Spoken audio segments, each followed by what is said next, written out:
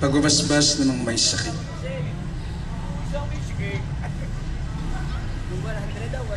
Tungayan mo, Panginoon, ang iyong mga lingkod na buong kababaang loob na dumudulog sa iyo at humihingi ng kagalingan sa kanilang sakit o karamdaman. Gaya din ang kanilang mga mahal sa buhay.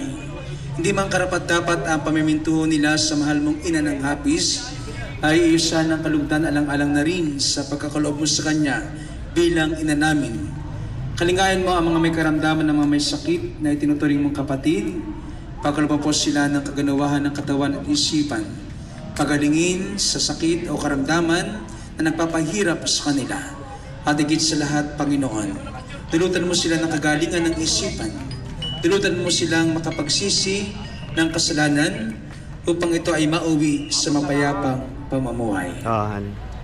Ang makapangyarihang Ama na lagi nagpapala sa inyo, ang bugtong na anak na nag-aali ng buhay upang kayo ay maligtas, ang Espiritu Santo patuloy na sa inyo sumusubaybay, at ang mahal na inang walang humpay na sa inyo ay dumadamay, ay babaging dapat daw ang pagalingin kayo. At ang inyong mga mahal sa buhay, sa mga sakit o karamdaman, at magdulot sa inyo ng kapanatagan at kapayapaan.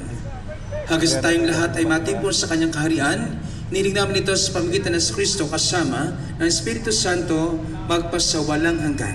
Amen. Ingat kayo. Ingat.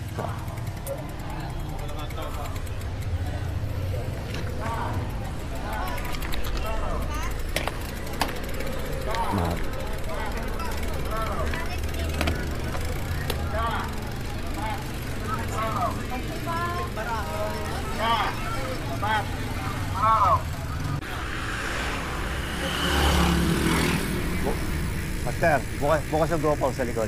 Nakatalikod, nakaharap sa inyo.